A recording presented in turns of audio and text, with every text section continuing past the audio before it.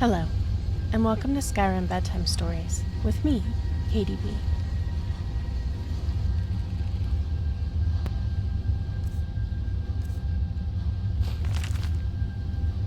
Dwarves, the Lost Race of Tamriel, Volume 3, Culture and History, by Calselmo, Scholar of Markarth.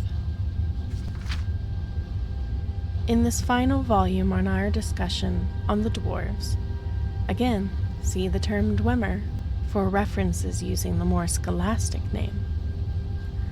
We will attempt an examination into the distinct culture and history of Tamriel's lost race. We must, however, begin such a discussion with a warning. Despite what certain academic circles would like people to believe, there is so far no evidence that verifies any claim as to the dwarves' particular customs, morals, myths, legends, laws, systems of governance, or involvement in major historical events outside of those few examples that remain indisputable. For instance, while we can say with absolute certainty that the disappearance of the entire dwarven race happened very suddenly, only the laziest of junior scholars would say that this event happened in the same day or even the same hour. There is simply no proof to dispute the theory that perhaps the dwarves disappeared from Tamriel gradually over the course of several years or indeed several decades. There is also nothing that disproves the source of this disappearance as being attributable to mass deaths, plagues, magical contamination, experiments into the nature of Aetherius gone wrong, or even race-wide teleportation into one of the planes of oblivion. There is simply too little that the dwarves left behind that points to the nature of their vanishing act.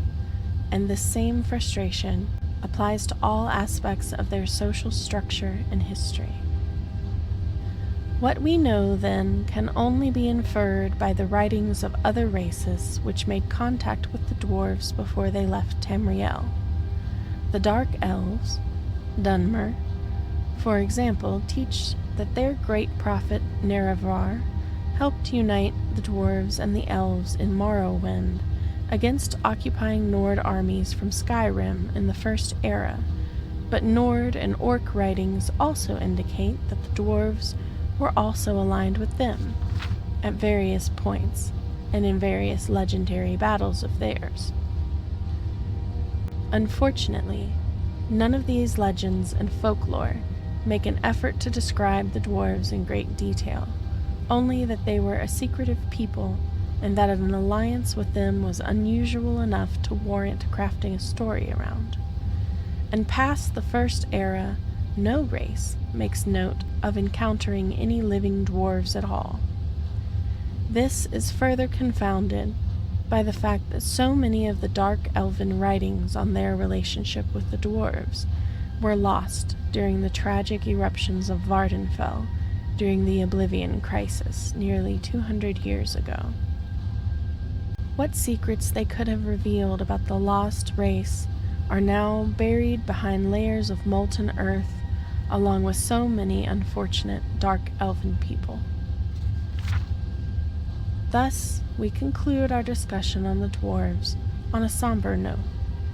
As with all scholarly endeavors, we are left with more questions than we have answers, and the proof we so desperately search for is so often out of reach, denied even to the most fervent effort.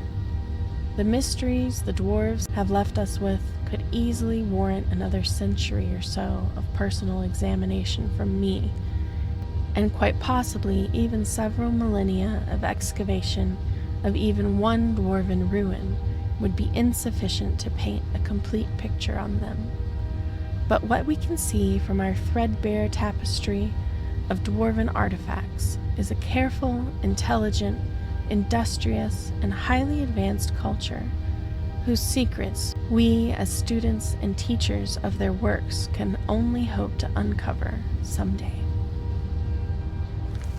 Thank you very much for watching. If you liked it, quick like. And if you'd like to hear me read you more Skyrim Bedtime Stories, consider subscribing. Thanks.